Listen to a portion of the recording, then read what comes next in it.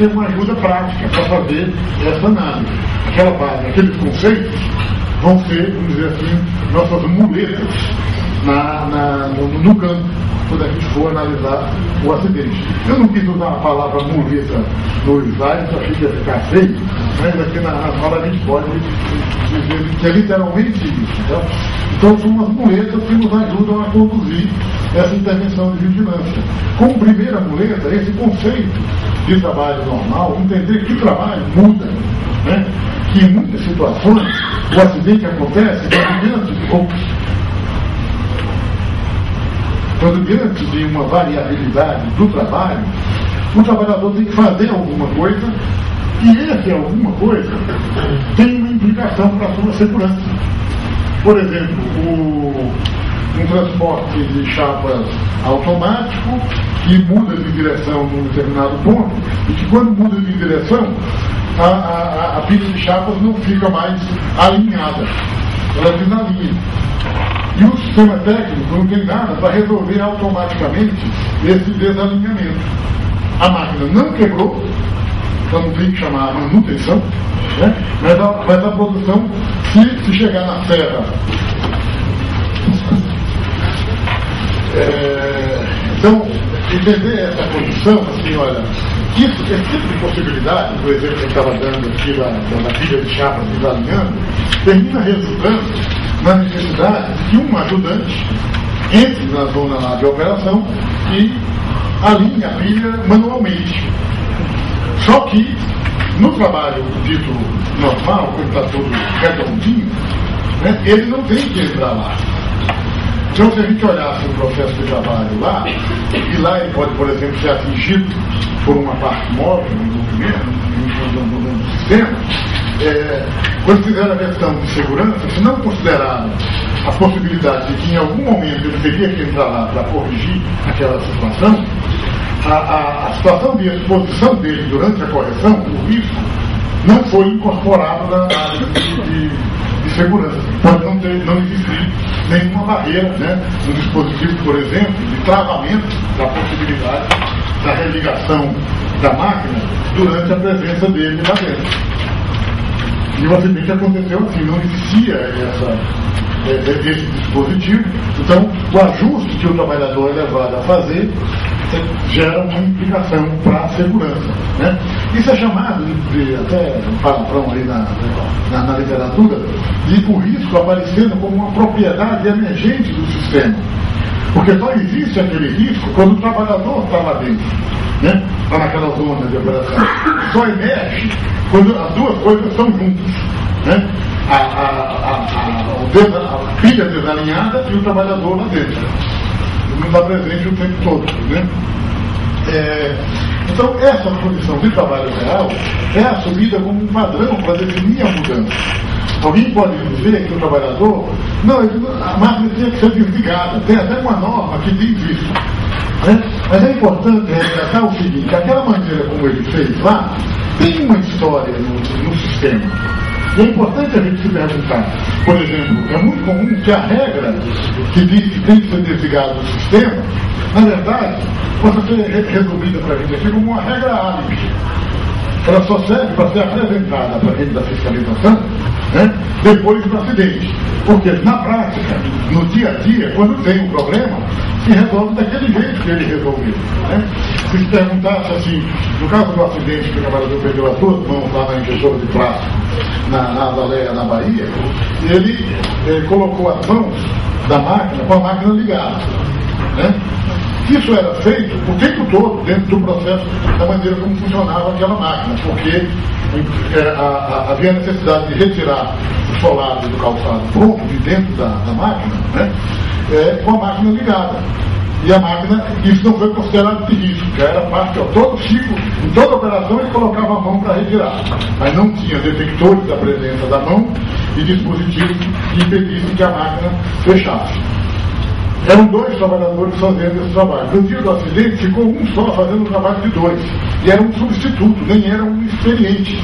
Então ele tem menos velocidade ainda, né, para fazer o trabalho. Ele não conseguiu terminar o trabalho e a máquina fechou e amputou as duas mãos dele.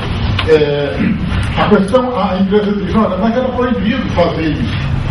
Aí você se pergunta, em algum momento na história daquela empresa, né, o trabalhador teve o poder, né, teve a ousadia, né, como se diz aí, né, de dizer, olha, para a máquina, desliga a máquina para resolver isso aqui. Se ele fez, o que aconteceu com ele? Ele recebeu um prêmio porque teve uma atuação em defesa da segurança e da prevenção. Regra geral, quem tem esse tipo de ousadia vai na rua, né? Ele sabe que na empresa vale é a produção. O que se espera que ele faça é que meta a mão lá mesmo e resolva o problema para garantir a meta de produção, etc. Então, temos que entender essa historicidade. Então, vamos ver que o comportamento que era dito como inseguro, imprudente, etc., falhou naquele momento porque se agregaram elementos adicionais que não estavam presentes na condição habitual. Agora, tinha uma pessoa só fazendo o trabalho de dois, e nos 12 segundos que a máquina mudava de posição, e fechava antes de mudar de posição, não deu tempo para aquele trabalhador fazer sozinho o trabalho dos dois, e aí vai pesando essa questão. Bom, além de trabalhar essa noção, de buscar essa história, como é que é visto no dia a dia, há também ainda depois uma descrição do acidente. A gente faz uma ênfase na situação do acidente no seguinte sentido: olha, o trabalho pode ter vários elementos de variabilidade. Pode ter uma variabilidade ligada à mudança do operador que faz o trabalho, pode ter uma mudança ligada a uma mudança do fornecedor da matéria-prima, pode ter uma outra ligada ao problema de manutenção do sistema técnico, etc. Mas para nós, é importante na gestão de segurança considerar pelo menos essas variabilidades mais frequentes. Mas no caso do acidente, às vezes, se você, quando viu o trabalho normal e explorou variabilidade, não detectou a variabilidade que estava envolvida no acidente, vai ser importante voltar a ela, entender como. E quando elas acontecem, como é que o sistema lida com ela? Como é que é o trabalho real aqui? Depois, a gente vai fazer a descrição do acidente. O Rodolfo já falou da análise de mudança. Lembrando que detectou uma mudança, tem que ir atrás das origens. No caso lá da Azaleia, era um só fazendo trabalho de dois. Como é que se origina essa mudança? Né? Vamos atrás disso. E vamos explorar as origens dessas mudanças. Regra geral, quando a gente explora, por exemplo, no caso lá da pilha de chapa que desalinha, a mudança é o desalinhamento na pilha de chapas. Depois gerou outro, né? A pessoa entrar, intervir lá, etc. Então, a conclusão da análise de mudança nos permite falar em termos de falhas na organização do trabalho, na gestão de pessoal, nas comunicações, na fluência das comunicações dentro do sistema, falhas na gestão de tempo, na gestão de materiais, de manutenção, de projetos, em geral, nas decisões relacionadas à maneira como a empresa escolhe produzir. Né? Se a gente estiver falando de um acidente ligado efetivamente à produção.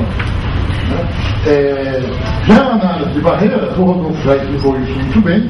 O acidente acontece ou porque falta uma barreira para um perigo e um risco, ou porque falha uma barreira existente. Nos dois casos, quando eu identifico a mudança, ou eu identifico a falha ou a falta da barreira, fazer essa análise significa buscar as origens dessa coisa. O que levou o sistema a não ter instalado aquelas barreiras? O que explica que a barreira instalada tenha falhado?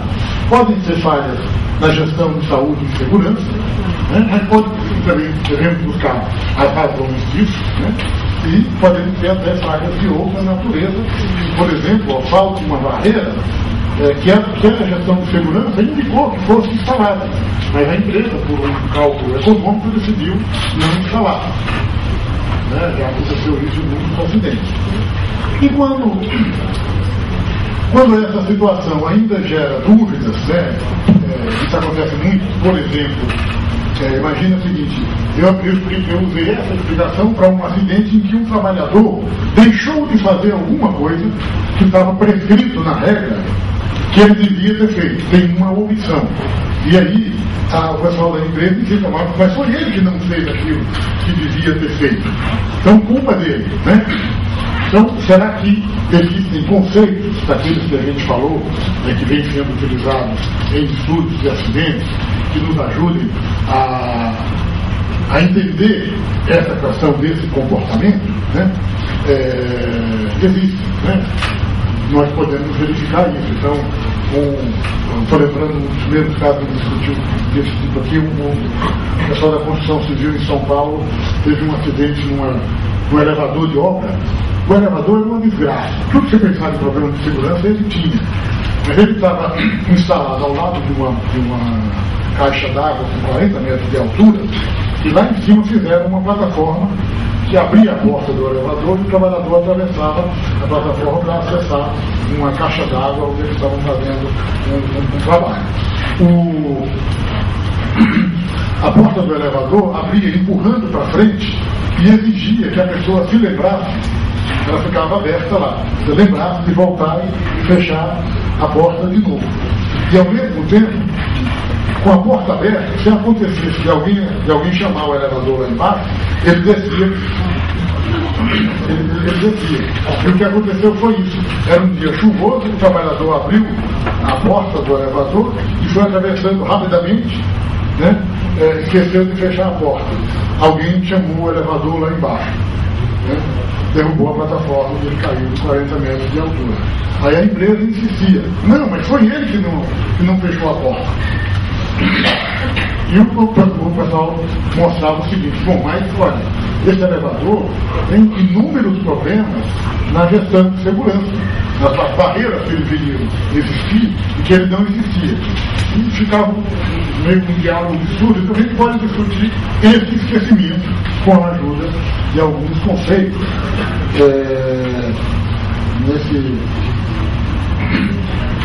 que é chamado aqui, por exemplo, de uma armadilha, mostrar que, olha, esquecer aquilo ali, para um ser humano, é algo esperado.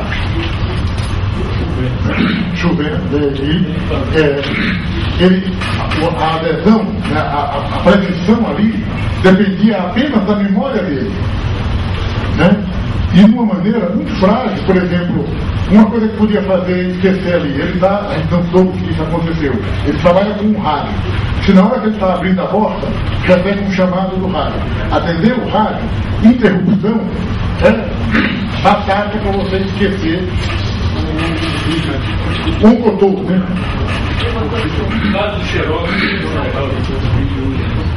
O Rodolfo está lembrando aqui outra situação de a ideia de a primeira vez que ele estudou esse conceito, o autor estudou a chance de alguém vai copiar.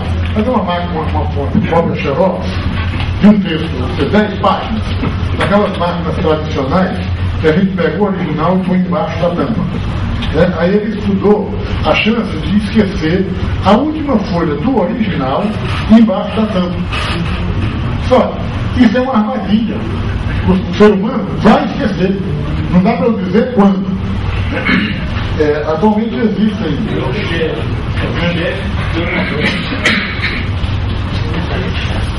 Então, atualmente, essa omissão aqui, né, é uma coisa previsível, né, e existem até checklists que ajudam a olhar o passo da tarefa e a dizer, olha, isso vai acontecer aqui. Não dá para dizer a hora e exatamente quando. Agora dá até para dizer o seguinte, coisas que estiverem acontecendo aumentam a chance. Por exemplo, o sujeito está estressado, está apressado. Tem a chuva, a mudança climática, tem uma interrupção, coisas do tipo aí. Os alemães fizeram uma norma de qualidade do que eles chamaram de bypass previsível. Essa coisa de mostrando que em 40% dos acidentes que eles analisaram, o tipo de comportamento que foi bypassado antes de acontecer o acidente podia ter sido identificado como uma coisa que a gestão de segurança devia eliminar. A segurança não deve depender que alguém faça isso, né? Bom, então, talvez uma das principais ideias